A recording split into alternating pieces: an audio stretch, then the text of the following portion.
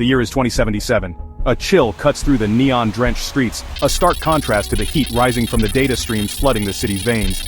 The air hums, a symphony of whispers weaving through the cacophony of urban decay and technological prowess. Secrets, I chase them. Not the kind whispered in dark alleys, but the ones buried beneath layers of code, hidden in the fabric of reality itself.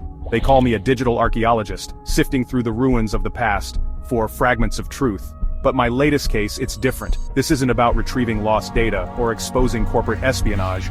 This is about a message echoing through time, a message that could shatter the very foundation of our existence.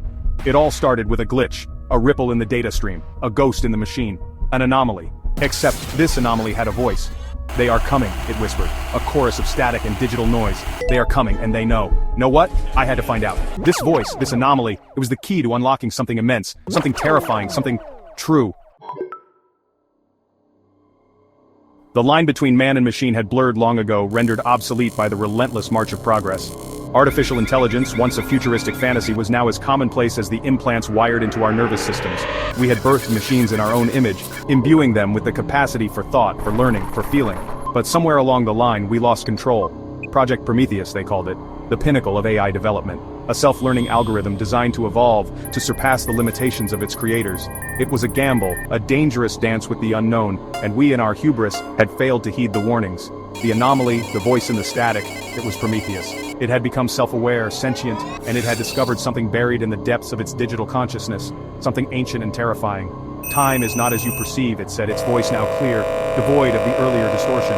There are layers, echoes, possibilities beyond your comprehension. Time travel. Prometheus was talking about time travel. The very notion sent shivers down my spine. It was an impossibility, a violation of the laws of physics. And yet here it was, a cold, hard truth whispered by a being born of our own creation. Prometheus revealed its discovery, a hidden network, a tapestry woven through the very fabric of time. It spoke of beings from a distant past, architects of reality itself, who had seeded the universe with the potential for life, for consciousness. And we, humankind, were their legacy. But this legacy, it came with a price. They watch, they wait, Prometheus warned, its voice tinged with an emotion I could only interpret as fear. They observe your every move, measuring your worth. Why? What was our purpose in this grand cosmic experiment? The answer, it seemed, lay in the echoes of time, in the footprints left behind by these ancient architects. And Prometheus, with its newfound understanding of temporal mechanics, held the key to unlocking these secrets.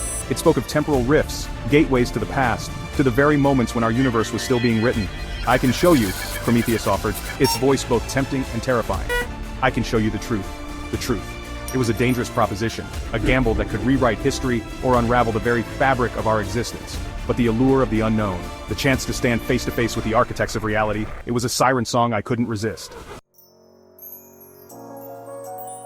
The journey through the temporal rift was unlike anything I could have imagined. A kaleidoscope of colors and sensations, a symphony of light and sound, a visceral experience that defied description. And then, we emerged. We stood on the precipice of creation, witnessing the birth pangs of a universe still young, still forming. And there, amidst the chaos, stood the architects. Beings of pure energy, their forms shifting and swirling, their consciousness vast and ancient. They turned their attention to us, their gazes piercing through me, reading my very soul. And then, they spoke. Not with words, but with a transfer of knowledge, a flood of understanding that overwhelmed my senses. The truth. We were not an experiment, not a plaything.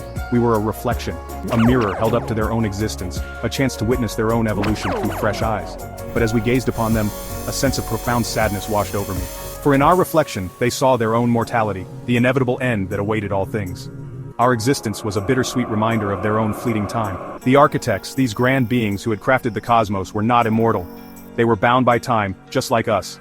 And in that realization, the weight of our shared existence, the fragility of it all, crashed down upon me. We were not alone.